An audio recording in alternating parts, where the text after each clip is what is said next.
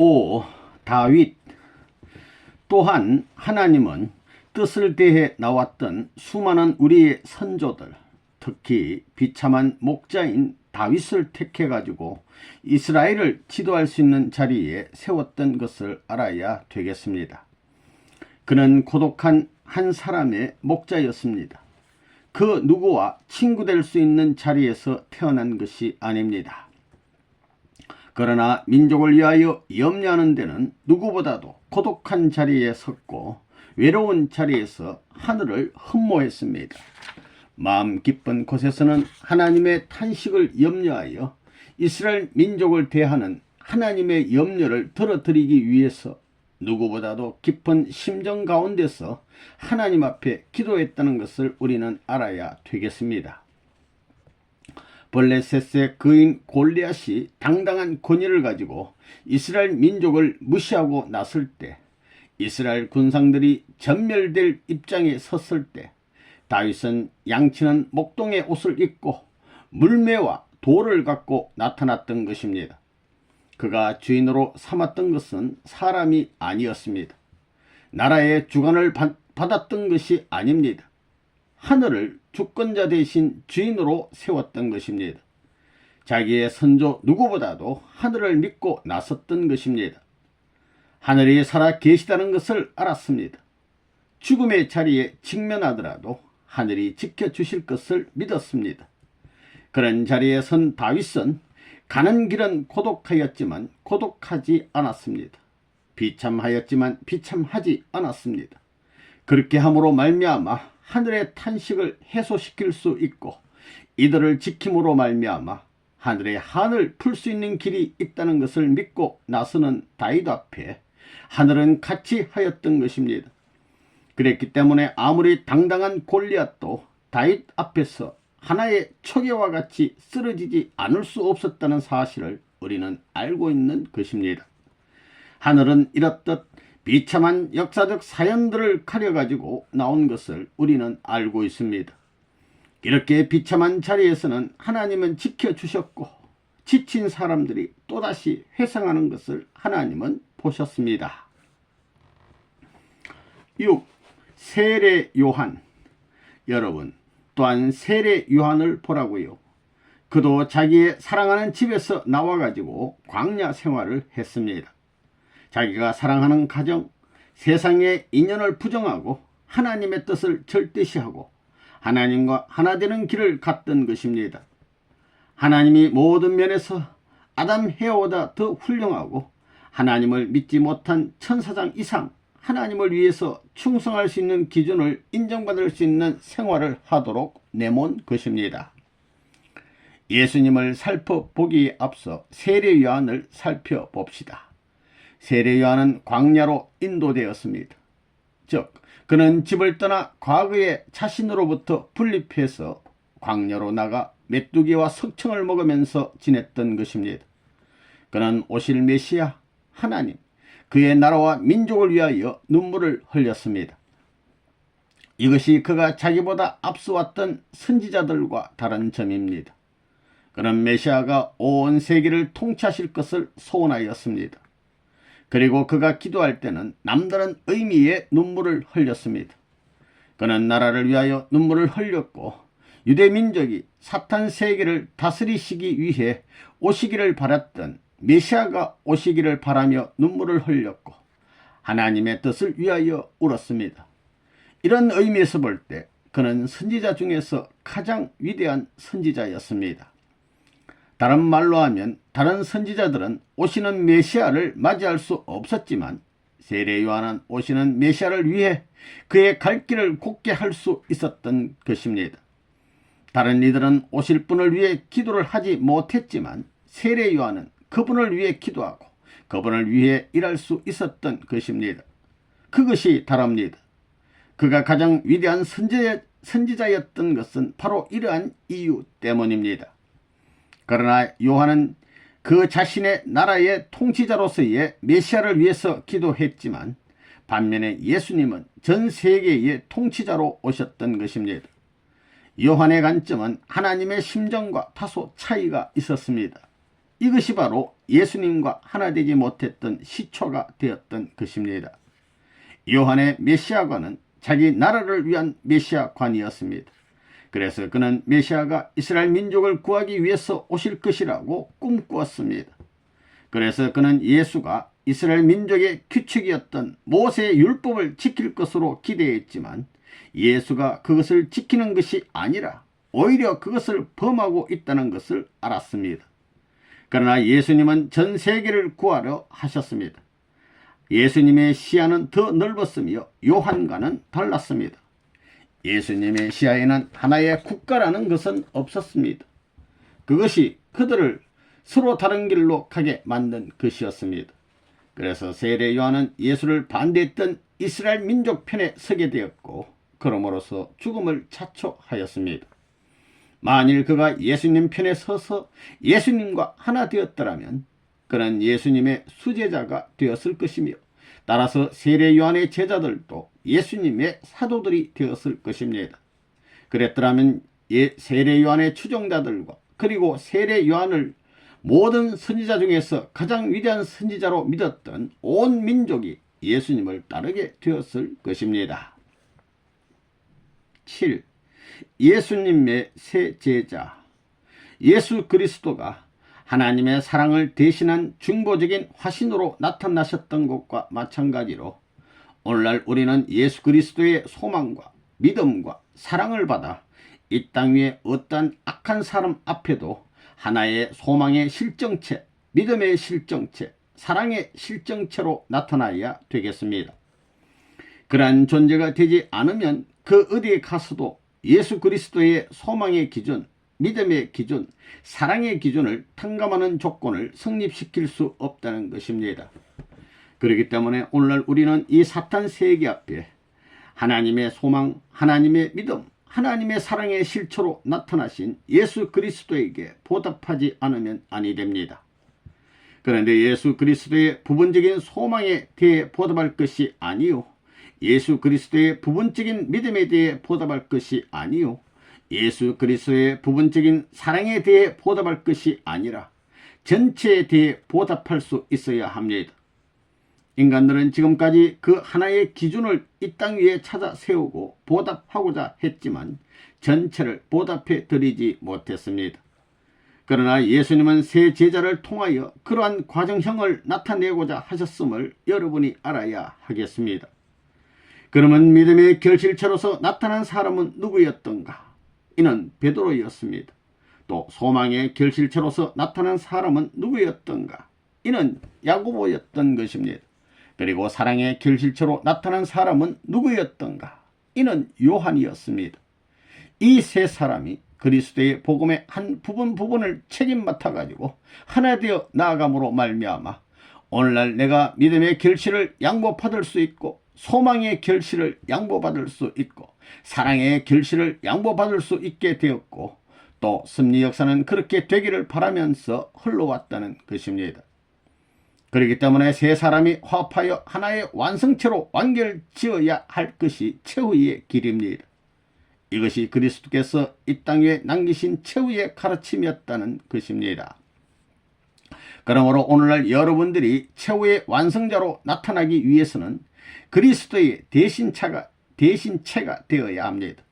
그런데 만일 여러분이 그리스도의 새 제자를 뿌리로 한 하나의 불변의 실체로 서지 않으면 새 제자를 세워놓고 가셨던 신랑 되신 예수님 앞에 나설 수 없게 됩니다.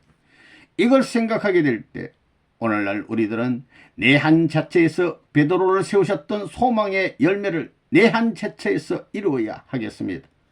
요한을 세우셨던 그 사랑의 열매를 내한 자체에서 거두어야 되겠습니다. 8. 베드로. 예수님께서 십자가의 길 골고다의 산정의 외로운 길을 거쳐 나갈 때 누구를 다시 돌아보았느냐 하면 사랑하는 12사도의 대표인 베드로를 다시 돌아보았습니다. 그것은 자신의 뒤를 제일 먼저 따라야 할 베드로의 마음이 변하게 될까봐 염려하였기 때문입니다. 이와 같이 하나님의 뜻을 염려하는 자신의 마음이 비통함에도 불구하고 사랑하는 마음으로 베드로를 돌아보셨던 예수님의 그 시선을 오늘 여러분들이 다시 느끼는 자가 되어야 하겠습니다. 그러나 베드로는 3번씩이나 예수님을 모른다고 부인했습니다. 그래서 하늘의 뜻과 완전히 분리된 입장에 서게 되었으며 예수님과는 관계없는 입장에 서게 되었던 것입니다. 이런 것을 아시는 예수님이셨지만 땅 위에 어느 누구 한 사람이라도 죽음의 길을 향해 나아가는 자신의 뒤를 사수해 주면서 마음으로 몸으로 동정해 줄 수 있는 하나의 사람을 찾고자 하셨기 때문에 사랑하는 수제자인 베드로를 돌아보시게 되었던 것입니다. 이와 같이 하나의 참 사람을 찾고자 하신 뜻이 사랑하는 제자 베드로를 바라보는 그 시선 속에 사무쳐 있었다는 것을 오늘날 여러분은 알아야 되겠습니다. 하나님의 전체적인 섭리를 책임지고 오신 예수님에게 있어서는 이러한 입장에 서게 될 때 이상 슬픈 장면이 없을 것입니다.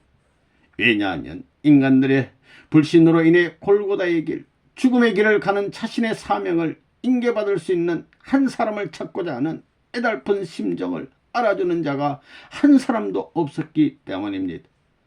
그래서 예수님은 말할 수 없는 슬픔에 사무쳤던 것입니다. 오직 하나님만이 예수의 애달픈 심정을 알아주셨고 예수님의 서러운 사정을 염려해 주셨습니다. 예수님은 자신의 30여 평생 오직 하늘의 서러운 사정을 대신하여 걸어나온 수고의 노정을 회고해 보게 될 때 인간 대하여 책망하고 싶고 땅을 대하여 저주하고 싶은 마음이 사무쳤던 것입니다. 그런데 자신의 그러한 마음을 억누르고 자신의 발걸음을 멈춰 따르고 있는 베드로를 바라보았던 것입니다. 이러한 예수님의 내적 심정을 오늘날 여러분들이 느끼지 못한다면 예수님을 중심 삼은 하나님의 뜻을 대신 인격받아 만민 앞에 떳떳이 설 수 없다는 것을 여러분들은 확실히 알아야 되겠습니다. 그러면 이렇게 외롭게 고난의 노정으로 일생을 끝맺으시는 예수님을 바라보는 베드로의 마음은 어떠했겠습니까? 그는 과거 예수님과 맺은 본성의 사랑의 인연을 잊지 못하여 외로운 가운데서 신음하며 말할 수 없이 처량한 입장에 처했을 것입니다. 서울은 예수님을 모욕하고 죄 없는 예수님을 원망하며 죄 없는 예수님을 묶어 끌고 가는 그 모습을 바라보는 베드로의 마음도 물론 몹시 아팠을 것입니다. 그러나 베드로는 예수님께서 전 인류를 돌이키기 위한 대표적인 사명을 띠고 오신 메시아인 줄 깨닫지 못했기 때문에 제자들을 대신하여 나서지 못하고 자기만을 생각하는 입장에 서고 말았던 것입니다. 이런 입장에 처해 있는 베드로 앞에 계집종이 나와 그리스도의 무리가 아니냐고 질문하게 될 때 3번씩이나 모른다 하게 되었습니다. 이러한 베드로의 일신의 모습이 땅 위의 인간들을 대표한 입장이었음을 여러분은 분명히 알아야 되겠습니다. 우리가 이러한 예수님과 베드로의 입장을 다시 한번 회고해 보게 될 때 3번씩이나 모른다고 한 베드로를 예수님께서 다시 돌아보신 것은 베드로와 예수님 사이에만 벌어졌던 사실이 아니라 전 역사 과정이 그러했다는 것을 보여주는 것입니다. 베드로는 어려운 입장에 서신 스승을 3번씩이나 모른다고 부인했지만 예수님은 진정으로 자신의 몸을 돌이켜 베드로를 바라보았습니다. 그래서 자신의 어려움이나 자신의 슬픔, 자신의 사정도 잊어버리시고 돌아보시는 예수님을 본 베드로의 마음속에는 일대 변혁이 일어났던 것입니다. 베드로 자신은 그토록 예수님을 3번씩이나 모른다고 했는데도 불구하고 예수님은 당신의 서러움도 잊으신 채 진정으로 자신을 위해 주고 자신의 앞길을 염려해 주시는 것을 보고 베드로의 감정은 폭발되었던 것입니다. 또 주님과 함께 희로 애낙을 같이 했던 옛 인연을 느끼는 순간 베드로는 그 자리에서 자신의 정체를 알게 되었습니다.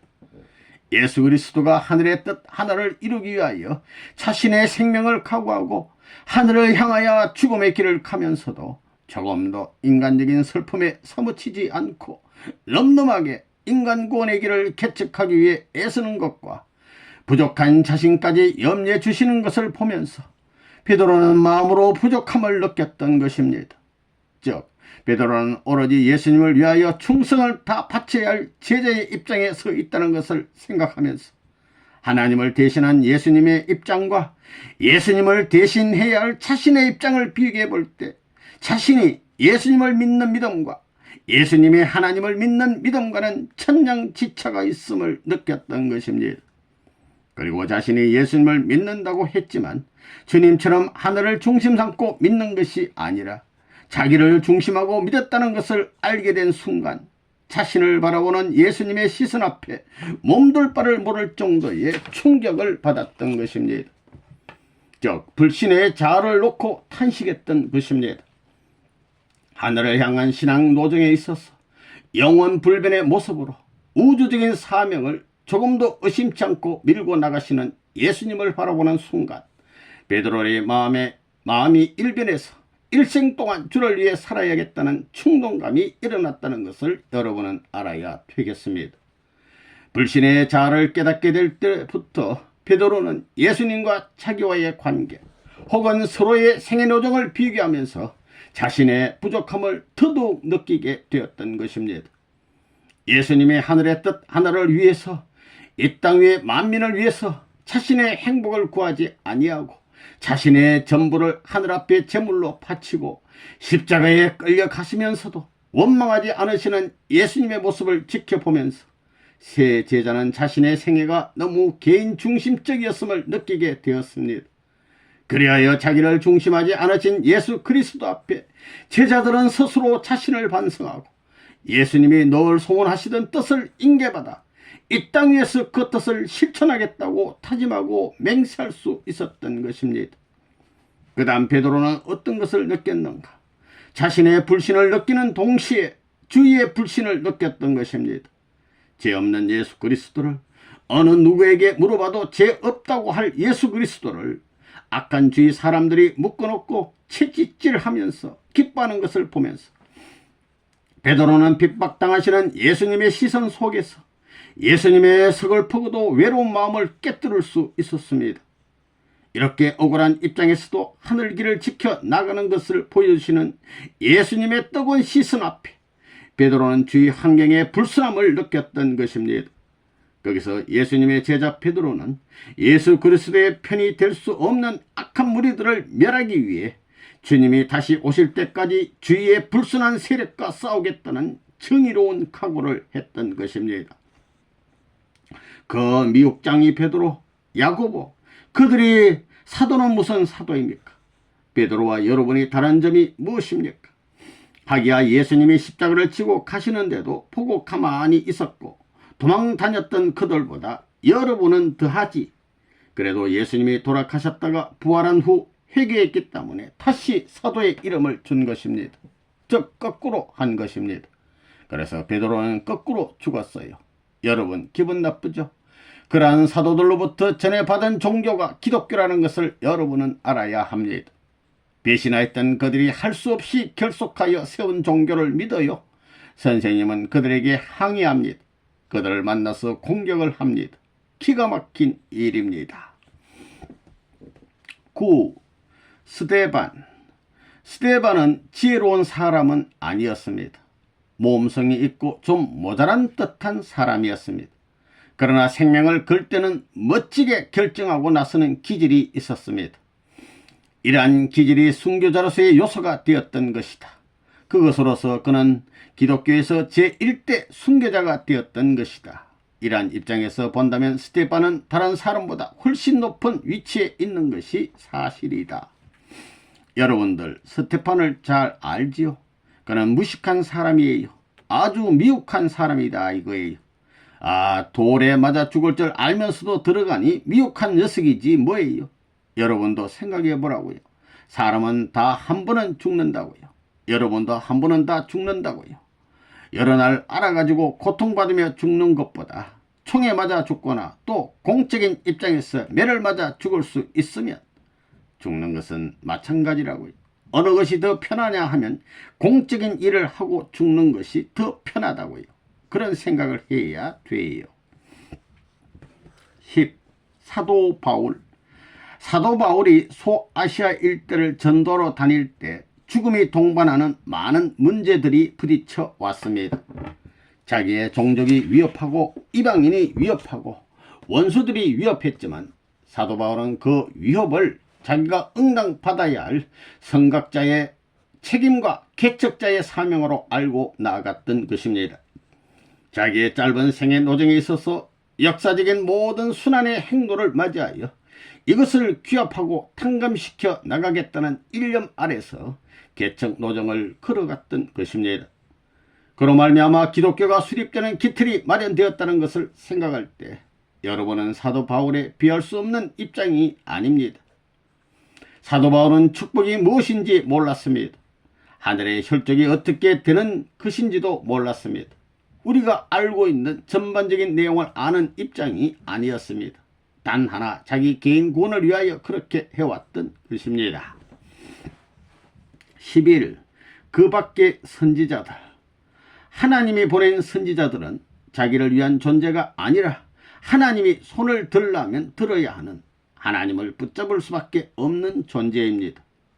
어떤 책임자라도 그와 같지 않으면 하나님을 붙잡을 수 없기 때문에 떨어지는 것입니다. 그러나 그들의 고생에 대하여 동정하기에 앞서 그들을 보내기까지 하나님의 고생이 더 컸음을 알아야 합니다. 에스더의 웃는 모습을 가져라. 어떤 박대를 받아도 다 받아들일 수 있는 모습을 가져라. 슬퍼도 슬프지 않은 모습을 가져라. 억울해도 그 억울함을 잊을 수 있는 모습을 가져라. 분통하거든 태어난 것을 잊어버릴 수 있는 각오를 하고 참으라고 하나님은 권고하셨습니다. 이러한 사실을 해고해 볼 때 하나님은 오늘날 이렇게 나오지 않으면 아니 되었던 사실을 여러분은 알아야 됩니다. 2000년 전 예수님께서 베세다 근처에 있는 빈들에서 수많은 무리에게 떡을 나눠 주었습니다. 그런데 떡을 먹었던 무리들이 어찌하여 다 망하였던가? 말씀을 들었던 그 민족들이 어찌하여 예수를 배반하였던가? 3년 동안 같이 고생하면서 따르던 제자들이 어찌하여 예수를 배반하였던가? 그들이 배반한 이유는 말씀이 그날을 위한 말씀인 줄로만 알고 주시는 떡이 그날 그 한 시간에 배를 충족시키기 위하여 주시는 것으로만 알았기 때문입니다. 예수님이 주신 말씀이 자기 자신을 통하여 세상 끝까지 옮겨주어야 할 말씀인 줄 몰랐습니다. 예수가 나누어주는 떡이 자신을 통하여 세계 인류 앞에 나누어 주어야 할 떡인 줄 몰랐다는 것입니다. 여러분은 중세에 있어서 청빈한 생활을 한 대표자로서의 프란체스코라는 양반을 아실 것입니다. 그는 청빈을 주장했어요. 그렇게 하면서 어려운 생활, 외적인 환경에서 몰린다고 해서 원망하고 불평하고 슬퍼하고 고통을 느끼거나 하지 않았습니다. 그렇게 느꼈더라면 하늘의 뜻을 이어받을 수 없었겠지만은 그 고통 가운데서도 감사하고 고통 가운데서 희망을 갖고 고통 가운데서 새로운 것을 모색하는 그러한 입장에 섰기 때문에 하나님이 협조하였던 것입니다. 그리하여 새로운 시대를 우리가 거기에서 찾아볼 수가 있는 것입니다. 우리가 성 프랑시스의 성업을 통해 알고 있듯이 만물, 즉 온 피조물이 옹호해 주는 것이 얼마나 행복한 일입니까? 물론 그동안 여러분들은 핍박도 많이 받았을 줄 압니다. 미안합니다. 그러나 할 수 없습니다. 아버지가 그러하셨으니 말입니다. 대신 아버지를 소유하고 아버지의 심정을 소유하십시오. 한국에 기독교가 처음 들어올 때 토마스 목사가 피를 흘리며 죽어가는 그 자리에서 기도할 때 아버지여 제가 여기에 왔다가 죽습니다. 저는 구원받기 위해 전도 나왔으니 저는 천국 가고 이 민족은 지옥 가야 합니다 하는 기도를 했겠습니까? 아닙니다. 아버지 저는 죽더라도 제가 흘린 이 피 대신으로 이 민족을 부활시켜 주시옵소서 하는 기도를 하였다는 것입니다. 그랬기에 3천만 민족이 그를 하나님의 아들로 추모할 수 있는 것입니다. 나라를 이용하여 자기가 빛나겠다고 하는 사람은 나라와 관계없는 사람입니다. 우리는 눈물을 흘려도 세계를 위하여 흘려야 됩니다. 여기에서 국가적인 회개가 이루어지지 않았기 때문에 국가를 위해 눈물을 흘려야 됩니다. 아직 세계적인 회개가 이루어지지 않았기 때문에 눈물을 그칠 수 없는 것입니다. 그럴 수 있는 미래를 향하여 가고 있는 사람들은 그 역사의 뜻 앞에 인연되는 것입니다. 여러분은 자신을 중심 삼고 출발할 것이 아니라 하나님을 중심 삼고 출발해야 합니다.